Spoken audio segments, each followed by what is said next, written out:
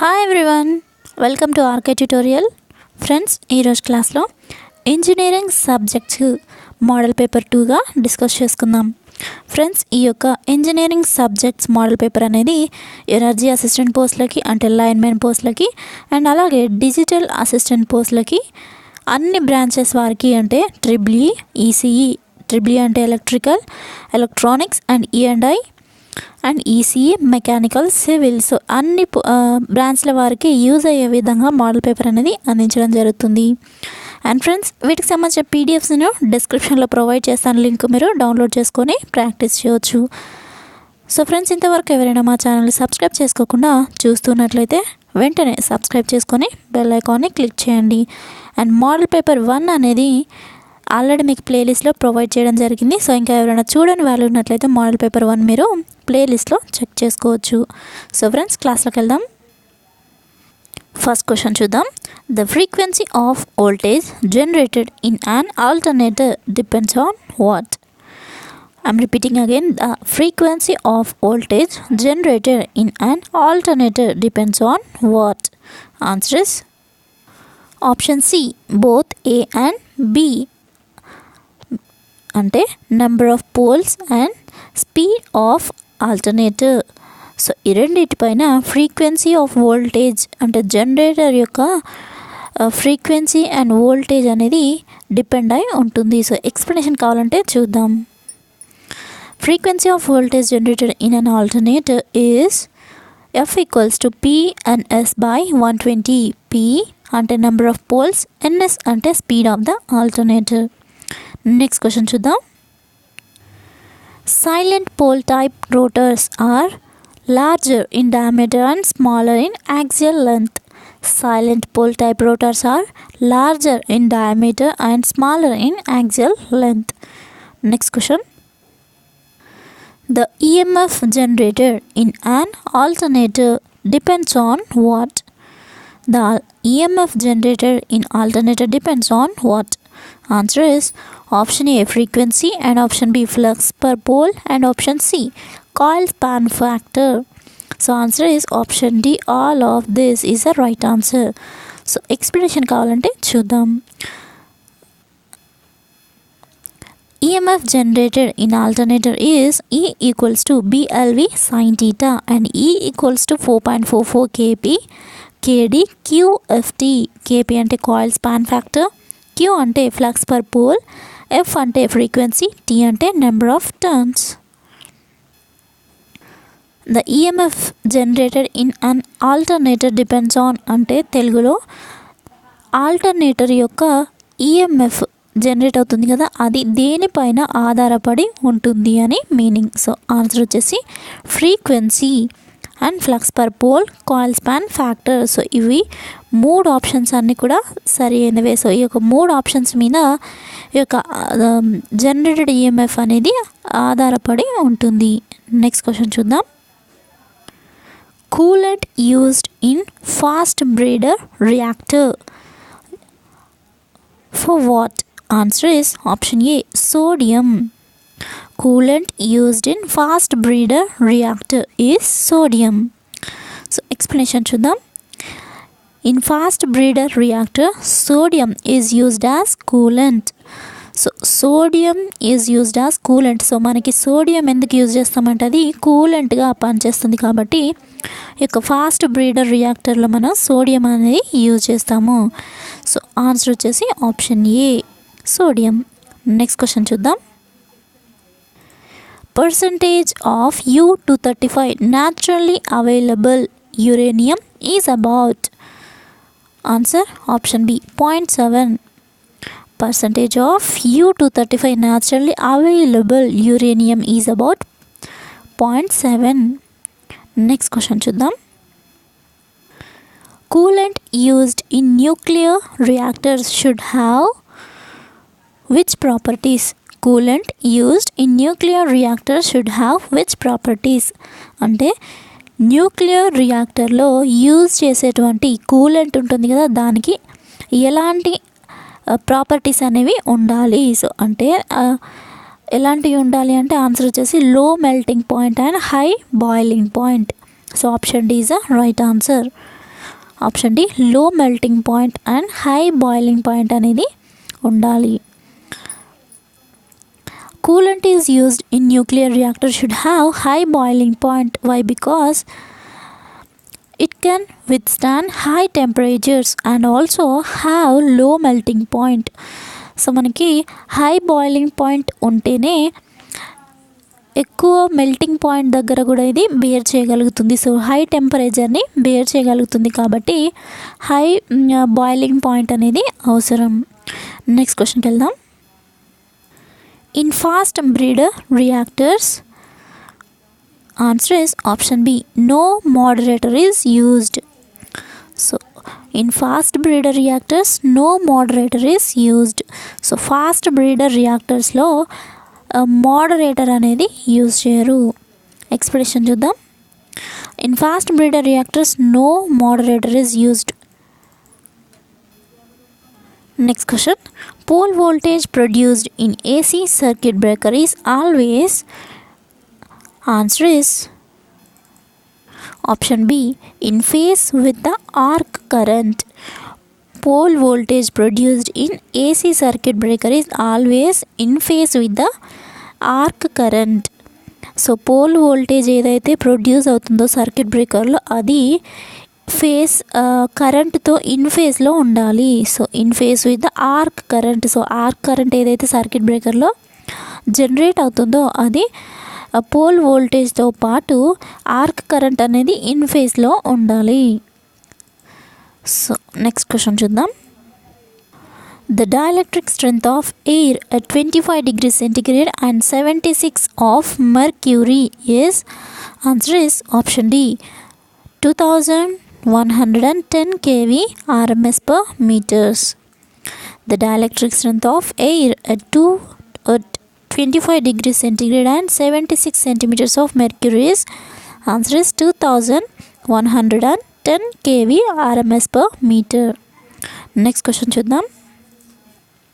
Which of thermal protection switch is provided in power line system to protect against, answer is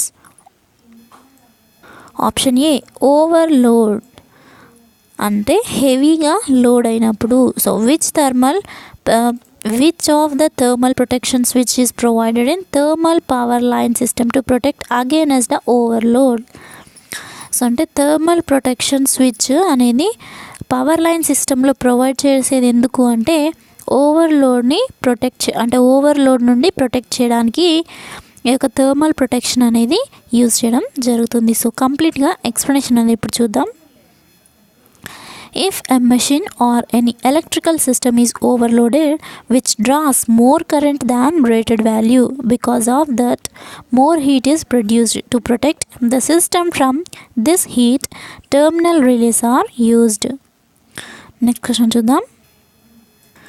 The following circuit breaker does not use pneumatic operating mechanism. The following circuit breaker does not use pneumatic operating mechanism. Answer is option C, bulk oil circuit breaker. Answer is bulk oil circuit breaker. Explanation ఇప్పుడు చూద్దాం. Prismatic means using air pressure to move or work filled with air, except bulk oil CB remaining all are working with the air pressure. Answer is option C. So bulk oil circuit breaker. Next question చూద్దాం. The topmost conductor in HV transmission line is, answer is option D, earth conductor. So top most conductor in HV transmission line అంటే HV transmission లైన్లో top most conductor అని దేనిని అంటారు అంటే answer option D, earth conductor. So transmission లైన్లో earth conductor అనేది ఎలా ఉంటుందంటే సో ఈ విధంగా ఉంటుంది. సో ఇప్పుడు దీన్ని టవర్ అనుకున్నాం అనుకోండి. సో ఈ టవర్ ఇలా ఉంటుంది. సో ఈ టవర్లో ఎర్త్ కండక్టర్స్ అనేవి ఇక్కడ ప్రొవైడ్ చేయడం జరుగుతుంది. సో ఈ ఎర్త్ కండక్టర్ నుంచి ఇలా ట్రాన్స్మిషన్ లైన్ అనేది ఇంకొక టవర్కి కనెక్ట్ చేయబడి ఉంటుంది. సో నెక్స్ట్ క్వశ్చన్కి వెళ్దాం. Insulators used on EHT transmission lines are made up of porcelain. Answer is option B, porcelain. Insulators used on EHT transmission lines are made of porcelain. So EHT transmission lines పైన ఏవైతే use చేస్తారో insulators వాటిని పోర్సిలిన్తో తయారు చేయడం జరుగుతుంది. So ఎందుకు అంటే insulators used for EHV transmission lines are made up of porcelain because they are either pin type or disc type. So ఈ యొక్క insulators EHV transmission lines are made up of porcelain and pin type లేదా disc type insulators మాత్రమే use చేయడం జరుగుతుంది.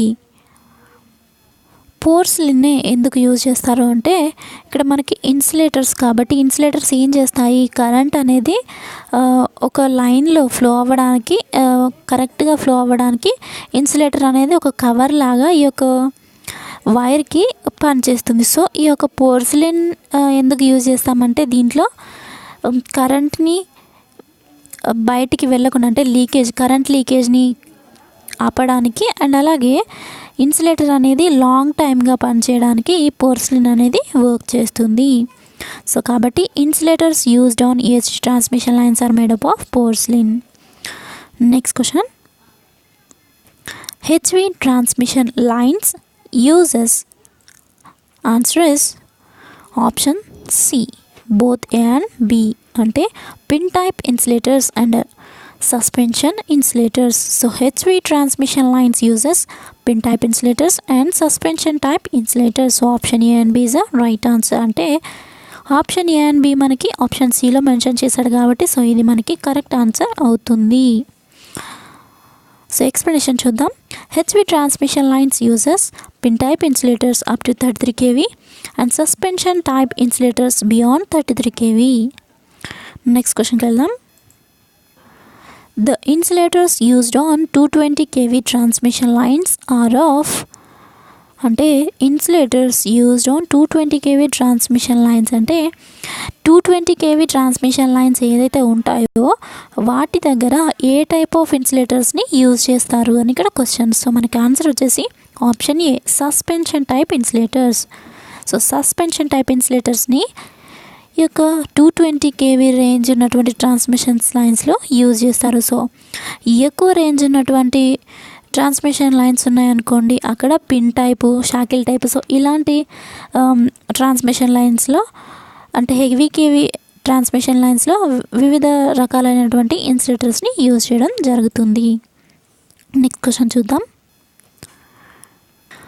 Corona occurs between two transmission conductors when they have what? Answer is option A and option B.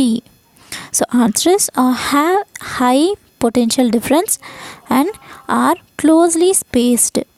Ante when the conductors have high potential difference and the conductors are closely spaced. Ante conductors ఏవైతే ఉంటాయో so అవన్నీ దగ్గర అంటే space అనేది ఎక్కువగా లేకుండా closely spaced అంటే space అనేది తక్కువగా ఉండి దగ్గర కండక్టర్స్ అనేవి ఎక్కడైతే కరెక్ట్గా అరేంజ్ చేయబడి ఉంటాయో వాటిని మాత్రమే ఈ యొక్క కరోనా అక్కర్స్ అంటే ఇలా దగ్గరగా ఉన్నప్పుడు మాత్రమే కరోనా అనేది ఎక్కువగా ఏర్పడుతుంది అని మీనింగ్.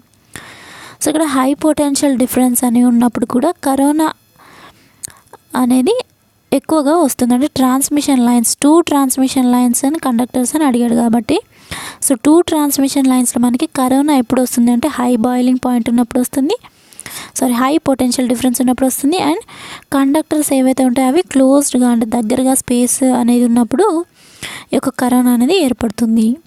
నెక్స్ట్ క్వశ్చన్ చూద్దాం. Which of the following affects the corona least? Answer is option B, atmospheric temperature. So atmospheric temperature, which of the following affects the corona least అంటే atmospheric temperature వల్ల corona అనేది లెస్గా effect అవుతుంది. అంటే atmospheric temperature పెద్దగా కరోనాపై effect అనేది చూపించదు అని మీనింగ్. సో నెక్స్ట్ క్వశ్చన్కి వెళ్దాం. The effect of corona is. Answer is option C, increased power loss. The effect of corona is increased power loss. So answer C option is increased power loss.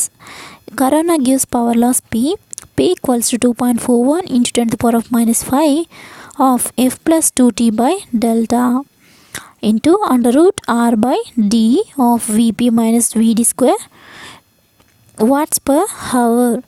So ఇది మనకి P యొక్క formula. ఇది నేను just మీకు idea కోసం చెప్తున్నాను. ఇలాంటి questions maybe అడగవచ్చు, అడగకపోవచ్చు. నెక్స్ట్ క్వశ్చన్, అంటే ఈ ఫార్ములా అనేది అడగవచ్చు, అడగకపోవచ్చు. Next question, corona is affected by dash. So నేను ఇంతకుముందు ఆల్రెడీ చెప్పాను, అట్మాస్ఫియరిక్ టెంపరేచర్ అనేది కరోనా పైన లీస్ట్ ఎఫెక్ట్ అంటే తక్కువగా ఎఫెక్ట్ అనేది చూపెడుతుంది. సో ఇక్కడ ఏముంది, size of the conductor. So size of the conductor అంటే కొన్ని కండక్టర్స్ హెవీ సైజ్ ఉంటాయి, కొన్ని కండక్టర్స్ చిన్నగా సైజ్ ఉంటాయి. So next size of the conductor కూడా ఎఫెక్ట్ అనేది చూపెడుతుంది. Next shape and surface condition of the conductor. So ఇది కూడా ఆన్సర్ కరెక్ట్ అవుతుంది. Next operating voltage. సో ఇది కూడా కరెక్టే అవుతుంది. సో అన్నీ కూడా సరైనవే కాబట్టి option D all of these అనేది మనకి కరెక్ట్ ఆన్సర్. నెక్స్ట్ క్వశ్చన్కి వెళ్దాం. Radiant efficiency of the luminous source depends on. Answer is option B temperature of the source. Radiant efficiency of the luminous source depends upon temperature of the source. So temperature of the source అంటే దాని యొక్క boiling point ఉంటుంది కదా, so అది temperature of the source యొక్క boiling point. Next question, light waves travel with a velocity of. Answer is option A 3 into 10 to the power of 10 centimeters per second. Light waves travel with a velocity of 3 into 10 to the power of 10 centimeters per second. So answer is option A. అంటే light waves travel with a velocity అంటే light waves ఏవైతే ఉంటాయో ఆ light waves అనేవి ఇంత వెలాసిటీతోని ప్రవహిస్తూ ఉంటాయని meaning. So friends, ఇది ఈరోజు ఇంజనీరింగ్ సబ్జెక్ట్కి సంబంధించినటువంటి ఎగ్జామ్ పాయింట్ ఆఫ్ వ్యూలో మల్టిపుల్ చాయిస్ క్వశ్చన్స్ మీకు అందించడం జరుగుతుంది. సో ఎవరైతే గ్రామ పంచాయతీ ఉద్యోగాలకి ప్రిపేర్ అవుతున్నారో వాళ్ళకి ఎక్కువగా టైం లేదు కాబట్టి సో థియరీ బేసిక్ కాకుండా మల్టిపుల్ చాయిస్ బేస్డ్ క్వశ్చన్స్ అనేది నేను మీకు అందించడం జరుగుతుంది. అండ్ ఫ్రెండ్స్, నా యొక్క క్లాస్ కనుక మీకు నచ్చినట్లయితే లైక్ చేయండి అండ్ మీ యొక్క ఒపీనియన్ని నాకు కామెంట్ రూపంలో తెలియజేయండి. అండ్ మీకు కనుక నా యొక్క క్లాస్ యూజ్ అవుతుంది అనుకుంటే మీ ఫ్రెండ్స్కి తప్పకుండా షేర్ చేసి మన యొక్క ఛానల్కి ఇన్వైట్ చేయండి. అండ్ ఫ్రెండ్స్, వీటికి సంబంధించిన PDF లింక్ డిస్క్రిప్షన్లో ఇవ్వడం జరుగుతుంది. కావాల్సిన వాళ్ళు డౌన్లోడ్ చేసుకొని చదువుకోవచ్చు. ఇంతవరకు చేసినటువంటి అన్ని క్లాసెస్ కూడా ప్లేలిస్ట్లో ఉన్నాయి. సో అన్ని సబ్జెక్ట్స్ సంబంధించినటువంటి క్లాసెస్ అనేవి ప్రొవైడ్ చేయడం జరుగుతుంది, including maths, English, general studies, general awareness and reasoning, arithmetic problems కూడా మీకు క్లియర్గా ఎక్స్ప్లెయిన్ చేయడం జరుగుతుంది. సో ఫ్రెండ్స్, ఇంతవరకు ఛానల్ని సబ్స్క్రైబ్ చేసుకోకుండా ఉన్న వాళ్ళు తప్పకుండా సబ్స్క్రైబ్ చేసుకొని బెల్ ఐకాన్ని క్లిక్ చేసినట్లయితే మా వీడియోస్ మీరు నోటిఫికేషన్ రూపంలో మిస్ అవ్వకుండా పొందుకోవచ్చు. Thank you friends. Thank you for your time. Have a nice day. Bye bye.